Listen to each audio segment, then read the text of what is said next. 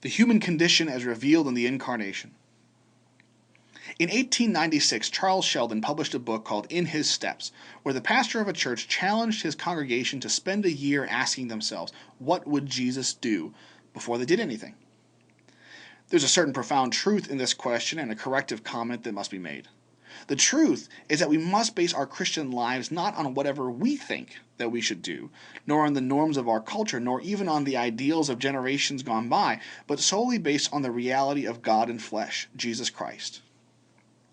The correction that needs to be made is regarding the tendency of many people to make this question nothing more than speculation, thereby separating it from the revelation that God has actually made known to us.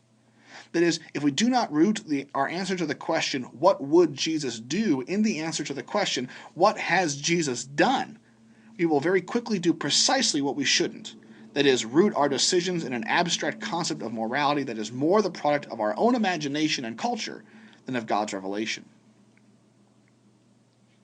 It is when we actually look at Jesus that we get a clue into what our lives ought to be about. It is in Jesus that we actually see what godly living consists of. There's been a question, which goes back to Socrates, as noted in chapter 4, that has been asked throughout the ages. Is something, like murder, evil because God condemns it, or does God condemn it because it is evil? This seems at first glance like a harmless question. Does it make a difference why something is evil, so long as we can all agree that it is indeed evil? In actual fact, our answer to this question is very important. If we claim that things are evil, or good for that matter, independently of God, and that God can only ratify this, we're saying that there is an ethical code independent of and indeed superior to God, to which God is subject.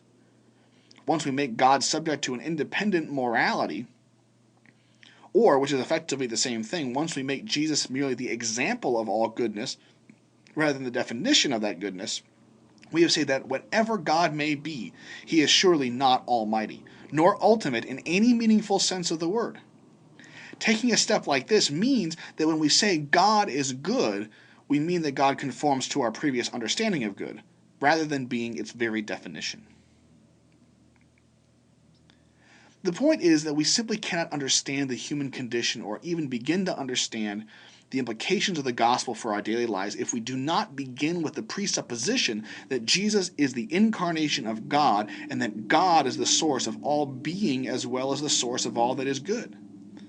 So we must look first and foremost at the actual person of Christ as the center of all our reflections about the Christian life. One of the things that we must certainly avoid, though it must be admitted that it is extremely common in contemporary times, is thinking of Christian faith in existentialist terms. Existentialism is a philosophy that emphasizes existence as a virtue in itself. It promotes self-reflection and living with conviction and decisions. And there are certainly some areas where this overlaps with Christian faith. After all, who can deny that the Christian needs to have a life marked by decision for Christ? And yet the reason why existentialism emphasizes decision among other things is because, in the end, there is no reality outside of the self. The person must live with conviction and decision because, in the final analysis, that is all there is. Decision is a virtue in itself, regardless of the content of that decision. When we tend to apply this way of thinking to Christian faith, it often looks something like this. I begin to think about the perfection of God, often considered in abstract terms rather than in the light of the life, death, resurrection, and ascension of Christ. And I think about how I measure up to it. I come to realize that God is perfect and I am not. And so I decide I'm going to pull myself up by my bootstraps and save myself. However, I quickly realize that I can't do it. I lament and I wonder to myself, how can I be saved? Finally, I convince myself that God has come to my rescue. At the very end of this line of reasoning, Jesus is often brought in, saving it from complete existentialism. However, when we think this way, the perfection of God is not something that is understood by examining what God has actually done or who God has actually revealed himself to be, but by projecting our highest ideals back into God, or as we might say, making God in our own image. The problem with this whole way of thinking is that the entire motivation for salvation is based on our perception of need. The real goal of preaching and ministry in this view is to reveal to people their need for something outside of themselves, then showing that that something is God. The difficulty with this is that we do not find this approach anywhere in the Bible. The Old Testament prophets spoke words intended to drive people to repentance, but it was always within the context of Israel, a nation whose very identity was shaped by what God has done through mighty deeds. The conviction was not meant to foster decision as a virtue in itself, but to remind the people of God's covenant with them. In the New Testament, the closest to this way of thinking is found in the book of Romans.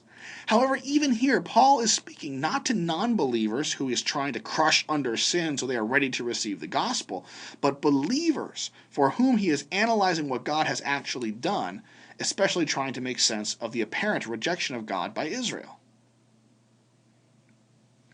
What we actually see in the biblical witness is that God does not wait until we have an existential crisis, trying to live up to an impossible human ideal, and then ride in on his high horse to rescue us.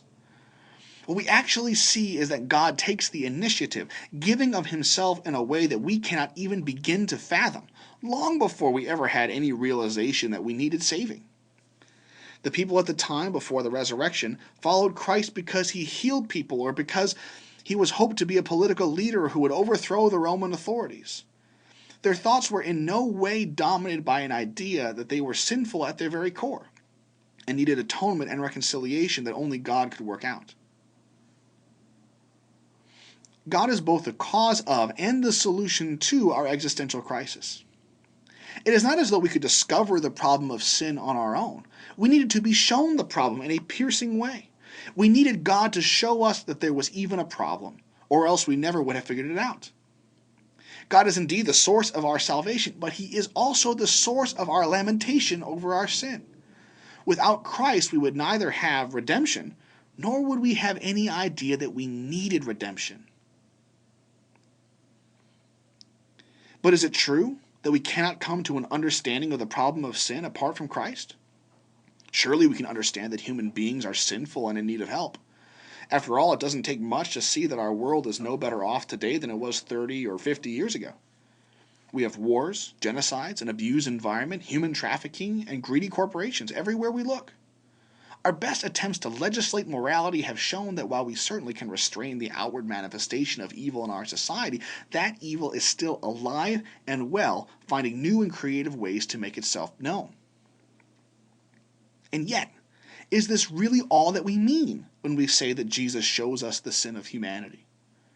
Do our observations of the evil in the world really push us to no other conclusion than that if God did not become a human being and suffer and die on our behalf, we would surely be lost? This is not the case. The fact that it is not the case is evident because there is no shortage of people who are full of ideas about how to make the world a better place and to eliminate the evils that are practiced throughout it. We come up with educational programs, newer and more creative laws. We protest injustices and hope that those in authority will take care of them, all of which are good, but none come close to doing justice to the human condition as revealed in the Incarnation. Part of the problem with allowing our thinking to be grounded outside of Christ is that by doing so, we are rooting our thinking outside of the one objective reality that calls our whole way of thinking into question and exposes our situation in all of its harshness.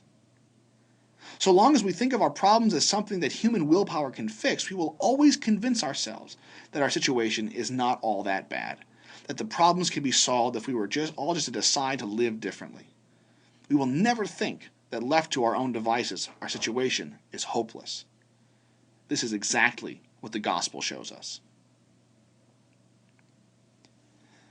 When we allow the fact of Jesus Christ to determine how we think about our human condition, what do we find? We find that when God became a human being, he became a complete human being. In doing so, God revealed that what we really needed was not information or more careful teaching, but that our alienation from God went down to the very core of our being. Our entire humanity was assumed by God because our entire humanity was in need of healing and redemption. When we look at what God has done, we see that nothing short of the second person of the Trinity taking on human flesh, living the human life, being hated, mocked, spit at, and finally crucified, could wrench humanity out of the clutches of evil. We also see that our human condition was so fearfully sinful that our deepest and most natural response to the grace and mercy of God is hatred and rebellion. When God came in flesh to reach us, we nailed him to a cross because we could not stand to be in the presence of God. If we actually allow Jesus to show us who we are, it is a fearful picture. However, divine judgment is never revealed by itself, but only within the context of redemption and divine love. Paradoxically, the moment that our desperate condition is revealed, the crucifixion of the Son of God, is the exact same moment that God reveals his boundless mercy, love, and compassion. The cross was the single most evil act of human history, and yet it is the moment we remember with joy. Not because it reveals the evil of humanity, but because it reveals the compassion of a God who loves us with a love that will not let us go, and has proven it by staking his very life for us and our salvation.